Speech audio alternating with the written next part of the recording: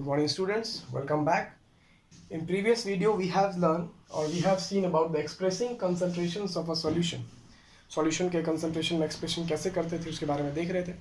उस वीडियो में हम लोग मोलालिटी और मोलारिटी के बारे में पढ़ा भी था, कुछ उस पर न्यूमेरिकल्स भी किए थे.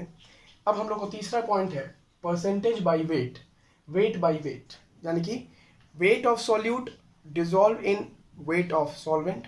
कितने वेट, कितने सॉल्यूट, कितने सॉल्वेंट में कितने परसेंटेज बनेगा, कितना कंसंट्रेशन है, तो वेट के ऊपर बात करेंगे. वहाँ पर number of moles of solute dissolve in 1 kg of solvent था या फिर 1 लीटर ऑफ सॉल्वेंट था, जो भी था वहाँ पढ़े थे हम लोग मोलालिटी में.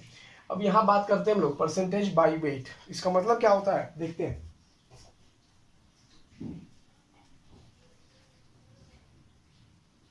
The number of gram of solute dissolved in, the number of gram of solute is dissolved in 1 gram of solution. The number of grams of solute dissolved in 1 gram of solution, 1 gram of solution is called weight fraction. Let suppose the weight of solute, यानी कि ये हो गया हम लोग small w है. Let the weight of solute be w gram and weight of solution, तो solvent मान लेते हैं, wait of solvent is W. तो वेट फ्रैक्शन हो जाएगा आपको small w by small w plus capital W. यानी कि सॉल्यूशन हुआ सॉल्यूट प्लस सॉल्वेंट, तो ये मेरा सॉल्यूशन हो गया small w plus capital W. Capital W is the weight of the solvent and small w is the wait of solute. इस दोनों को प्लस कर देंगे तो वेट ऑफ द सॉल्यूशन मिल जाएगा और स्मॉल w आपको वेट ऑफ सॉल्यूट बताता ही है. तो ये मेरा निकल गया वेट फ्रैक्शन. अब परसेंटेज ऑफ वेट निकालना होगा, परसेंटेज ऑफ वेट फ्रैक्शन. तो इसका फॉर्मूला हो जाएगा wait of solute into 100 upon weight of solution. This implies weight of solute W, weight of solution W plus W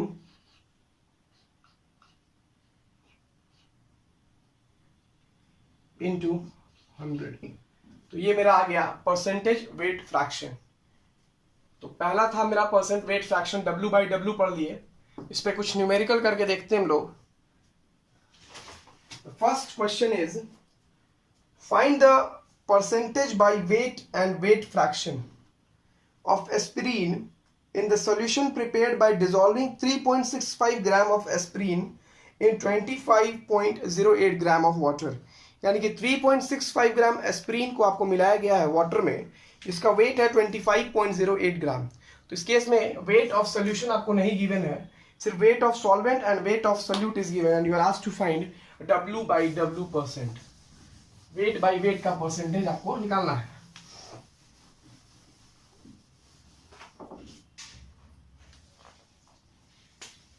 So weight of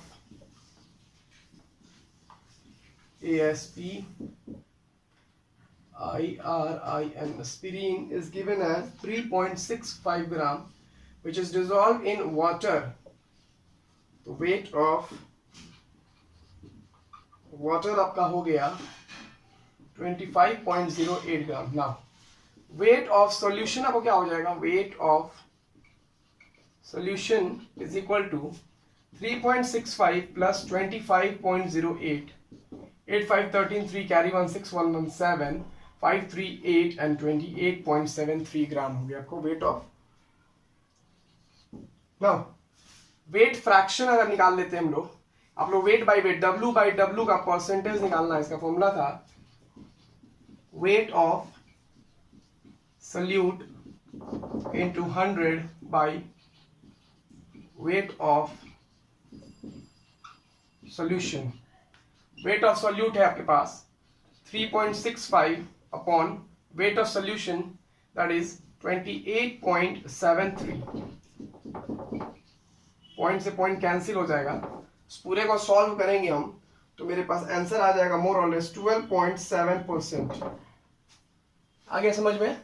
wait of solute given था, wait of solvent given था, दोनों को add कर लिए तो wait of solution आ गया। Formula imply किए weight of solute by into 100 upon weight of solution. Weight of solute आपको क्वेश्चन में गिवन है 3.65, यहाँ पुट कर दिया गया, into 100 upon weight of solution from here it has been put there, और मैथमेटिकल कैलकुलेशन करेंगे तो आंसर मेरा आ जाएगा 12.7%। तो ये था परसेंट बाई वेट, यानी कि W बाई W परसेंटेज के बारे में पढ़े। अब पढ़ेंगे V by V, percent by volume, percentage by volume में देख लेते हैं क्या कह रहा है।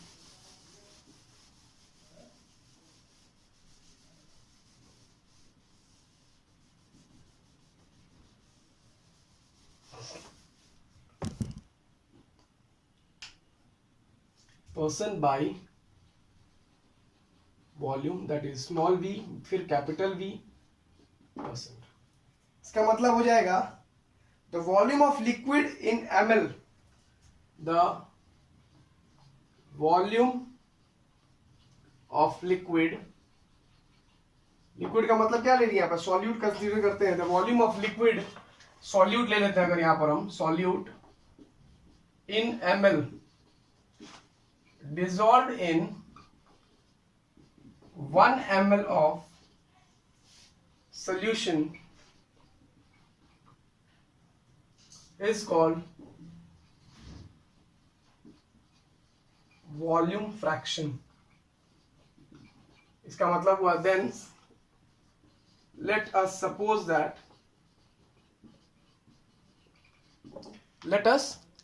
that V be the volume of solute and capital V be the volume of solution, then volume fraction is equal to small v upon small v plus capital V, ठीक है। फिर volume fraction v by v का percent अगर निकालना हो तो फिर वही formula, volume of solute into 100 by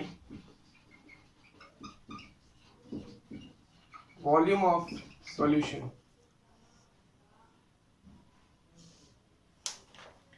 numerical करके देखते हैं हम लोग, जो एग्जाम में पूछता है हम लोग से। A solution was prepared by adding 125 centimeter cube of isopropyl alcohol to water until the volume of solution was 175 centimeter cubic.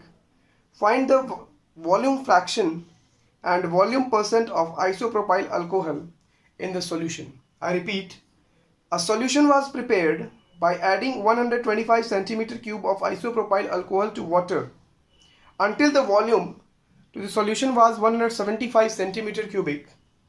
Find the volume fraction and volume percent, दो चीज पूछ रहा है आपसे, वॉल्यूम फ्रैक्शन भी निकालना है और वॉल्यूम परसेंट भी निकालना है, यानी कि वॉल्यूम परसेंट ये हो गया और वॉल्यूम फ्रैक्शन ये हो गया, दोनों आपको निकालना है इसमें। In the percent of isopropyl alcohol in the solution. तो देखते हैं हम लोग, प्रिपेयर करते हैं।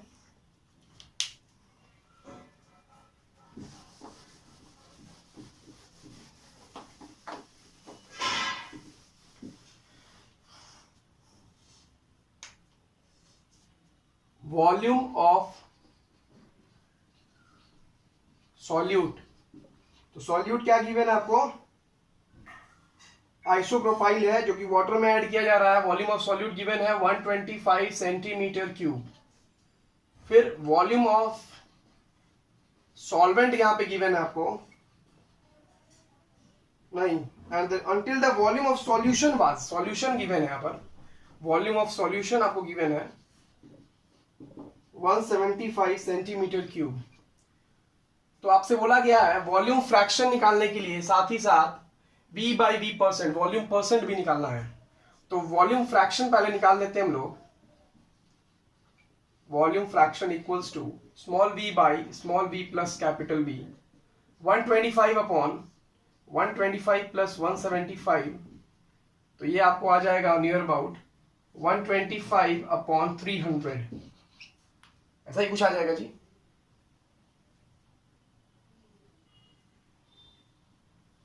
v प्लस वी लेते हैं, लेकिन आपको यहां पर v प्लस वी का वैल्यू ही, यहीं पर गलती हो गया, देखिए ये v प्लस वी का वैल्यू ही 175 है। क्यों? क्योंकि आपको क्वेश्चन में गिवन है volume of solution, volume of solvent नहीं गिवन है, वॉल्यूम ऑफ सॉल्वेंट का वैल्यू नहीं दिया हुआ आपको, सॉल्यूशन का वैल्यू दिया। इट मीन्स इस पूरे वैल्यू का मतलब हो गया v प्लस वी।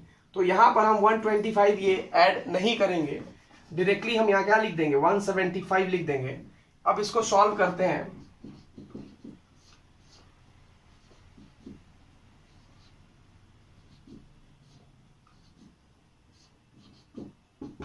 ऐसा कुछ आ जाएगा और आंसर आपको आ जाएगा 0.714।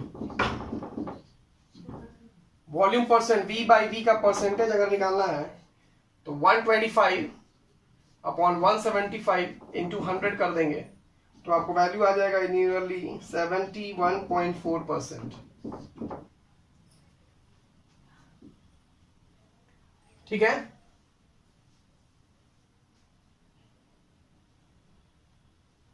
क्वेश्चन था कि आइसोप्रोपाइल अल्कोहल 125 सेंटीमीटर क्यूबिक था, उसको इतना मिलाया गया ताकि आपका सॉल्यूशन पहुंच गया 175 सेंटीमीटर क्यूबिक। फिर बोला कि आपको फाइंड करना है volume fraction as well as volume percentage. Volume fraction का formula v upon v plus V, तो v प्लस वी का जरूरत नहीं पड़ेगा क्योंकि आपको डायरेक्टली सॉल्यूशन का ही वैल्यू दे दिया है, डायरेक्ट v अपॉन v कर दिए 125 upon 175, that result to give you volume fraction. और v परसेंटेज का फॉर्मूला मेरे पास था ही, आप डायरेक्टली वॉल्यूम परसेंटेज को भी अगर 100 से मल्टीप्लाई कर देंगे, अगर डायरेक्टली अगर वॉल्यूम फ्रैक्शन को 100 से मल्टीप्लाई कर देंगे तो भी मेरा क्या निकल जाएगा, v बाई v का परसेंटेज निकल जाएगा। ठीक है, अब बात करते हैं हम लोग मोल फ्रैक्शन के बारे में। What is mole fraction? बहुत इंपॉर्टेंट टॉपिक है मोल फ्रैक्शन। आपको क्लास 12th में भी इसकी जरूरत पड़ेगी, जब हम लोग चैप्टर सॉल्यूशन पढ़ेंगे वहां पर भी मोलारिटी के बारे में बात किया जाएगा। मास परसेंटेज के बारे में आपको हो सकता है ऑर्गेनिक जब पढ़ाया जाएगा उस समय भी पता चलेगा। तो ओवरऑल जितना भी पढ़ाई किया जा रहा है इसका मोस्ट यूज है मोस्ट ऑफ द चैप्टर्स में। So students, kindly you prepare these topics in your homework copy so that at the school opens you may get it signed by the respective teachers because it carries 20 marks. 11th में तो शायद वैसा scheme नहीं है, but I request you all to prepare more and more questions in your copies so that you may practice and you may get no any problems and issues regarding the chapters. Now what is mole fractions?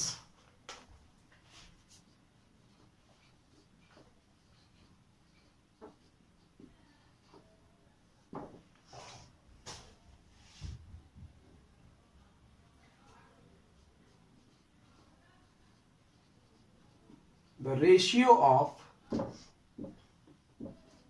number of moles of one component.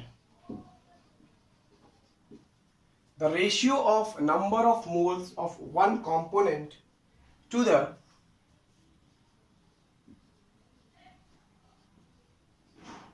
total number of mole of the ratio of number of moles of one component to the total number of moles of all the components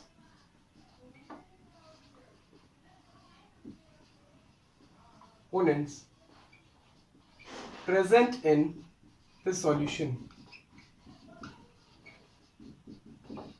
Let a binary solution of A and B, let a binary solution of A and B having Na and Nb the number of moles, let a binary solution A and B having Na and Nb, the number of moles of the components respectively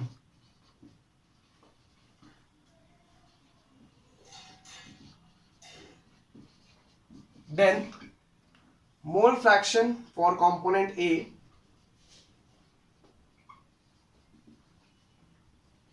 for mole fraction for the component A XA equals to Na upon Na plus Nb.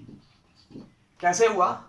The ratio of number of moles of one component to the total number of moles of all the components present in the solution. अब consider किए हम लोग कि एक binary solution है. Binary solution का मतलब हुआ कि there are two components in the solution, इसका हमने नाम A और B दे दिया है. यहाँ पर A और B रेस्पेक्टिवली Na और Nb उसका नंबर ऑफ मोल्स हो गया कंपोनेंट A और B का. तब हम मोल फ्रैक्शन निकालते हैं कंपोनेंट A के लिए, तो हो जाता है XA upon Na plus Nb, क्योंकि मोल is the ratio of mole of one component, a component का ratio to the total number of moles of all the components present in the solution. Similarly उसी तरीके से अगर XB के लिए निकालते हैं अगर हम लोग, तो ये हो जाएगा फिर NB upon Na plus NB. अब इस दोनों का अगर हम जोड़ते हैं XA प्लस XB, ये वैल्यू मेरा 1 आना चाहिए. तो ऐड करते हैं अगर हम Na plus N by Na plus NB, Nb upon Na plus Nb. This implies Na plus Nb by Na plus Nb. ये कट के 1 आ गया. It means LHS is equal to RHS. The mole fractions of a solution may not exceed to 1.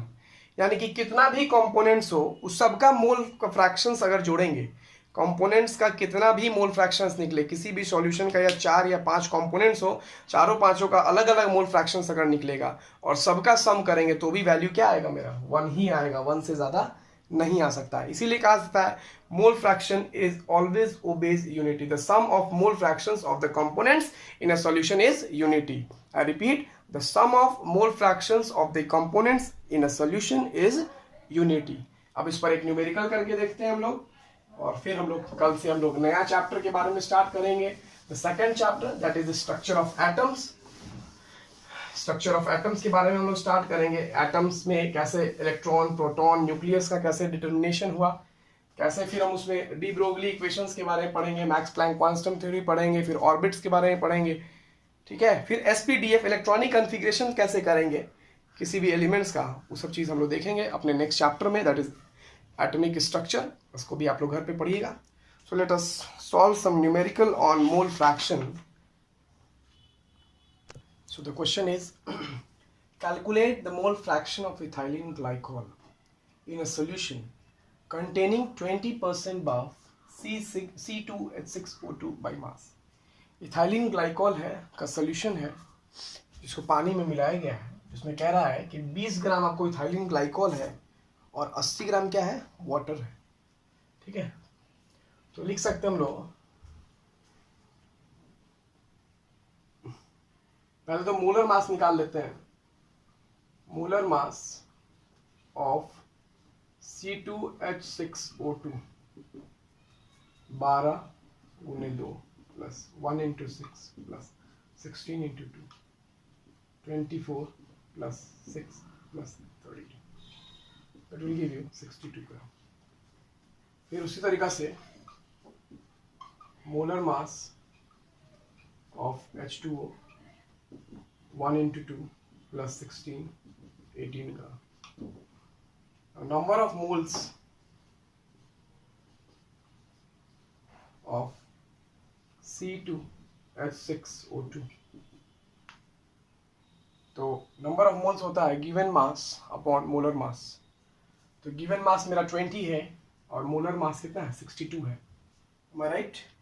तो हो जाएगा, पहले formula लिख देते हैं, गिवन मास अपॉन मोलर मास.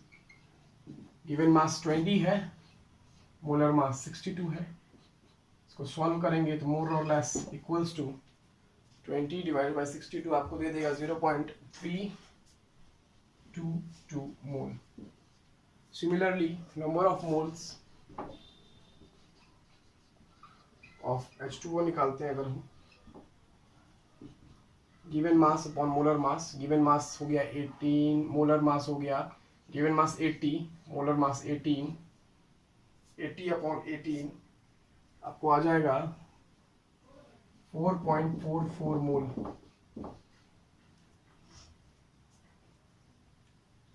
नाउ मोल फ्रैक्शन निकालना है, तो मोल फ्रैक्शन एक का निकाल लेते हैं, दूसरे को माइनस कर देंगे 1 से तो भी हो जाएगा। Mole fraction of ethylene glycol